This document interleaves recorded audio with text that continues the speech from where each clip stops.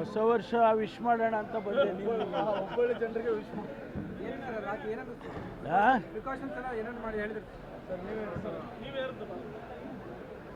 ಹೊಸ ವರ್ಷ ಎಲ್ಲರಿಗೂ ಕೂಡ ಆಚರಣೆಯನ್ನು ಮಾಡ್ತಕ್ಕಂಥ ಸಂದರ್ಭ.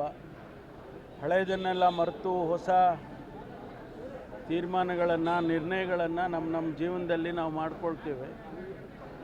ಹಾಗಾಗಿ ಈ ಭಾಗದ ಜನಸಮುದಾಯಕ್ಕೆ ಹೊಸ ವರ್ಷದ ಶುಭಕಾಮನೆಗಳನ್ನು ಸರ್ಕಾರದ ವತಿಯಿಂದ ಮತ್ತು ನನ್ನ ವತಿಯಿಂದ ತಿಳಿಸೋದಕ್ಕೆ ಬಯಸ್ತೇನೆ.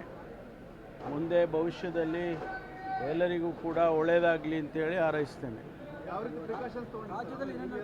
ಈಗಾಗಲೇ ನಮ್ಮಲ್ಲಿ ಈ ಭಾಗದಲ್ಲಿ ಕೂಡ ನಾವು ನಮ್ಮ ಅಧಿಕಾರಿಗಳಿಗೆ ಸೆನ್ಸಿಟೈಸ್ ಮಾಡಿದ್ದೇವೆ.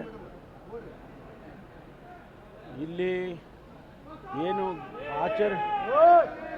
ಆಚರಣೆಯ ಸಂದರ್ಭದಲ್ಲಿ ಯಾವುದೂ ಘಟನೆಗಳು ನಡೀಬಾರದು ಅಂತೇಳಿ ಎಲ್ಲೆಲ್ಲಿ ವಿಶೇಷವಾಗಿ ಯುವಕರು ಸೇರ್ತಾರೆ ಅಲ್ಲಿ ಎಲ್ಲ ನಮ್ಮ ಇಲಾಖೆಯವರು ಅವರನ್ನು ಮಾನಿಟರ್ ಮಾಡ್ತಕ್ಕಂಥ ರೀತಿಯಲ್ಲಿ ಅವರಿಗೆ ತೊಂದರೆ ಮಾಡಬಾರ್ದು. ಸೆಲೆಬ್ರೇಟ್ ರೆಸ್ಪಾನ್ಸಿಬಲಿ ಅಂತಕ್ಕಂಥ ಒಂದು ಘೋಷವಾಕ್ಯವನ್ನು ಹೇಳಿದ್ದೇವೆ. ನೀವು ಆಚರಣೆ ಮಾಡಿ, ಆದರೆ ಜವಾಬ್ದಾರಿಯಿಂದ ಮಾಡ್ಕೊಳ್ಳಿ ಹಾಗೆ ಅಂತೇಳಿ. ಆಮೇಲೆ ಟ್ರಾಫಿಕ್ಕು ರೆಗ್ಯುಲೇಟ್ ಮಾಡ್ತಕ್ಕಂಥದ್ದು. ಯಾಕೆಂದರೆ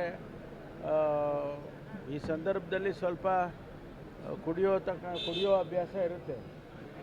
ಆ ಕುಡಿದಂಥ ಸಂದರ್ಭದಲ್ಲಿ ಗಾಡಿಗಳನ್ನ ಓಡಿಸೋದು ಮಾಡೋದು ಅಂಥದ್ದೆಲ್ಲ ಮಾಡುವಾಗ ಆಕ್ಸಿಡೆಂಟ್ಗಳಾಗಿ ಅವರ ಜೀವಕ್ಕೆ ಅಪಾಯ ಮಾಡ್ಕೊಳ್ತಾರೆ, ಬೇರೆಯವ್ರಿಗೂ ಕೂಡ ಮಾಡ್ತಾರೆ.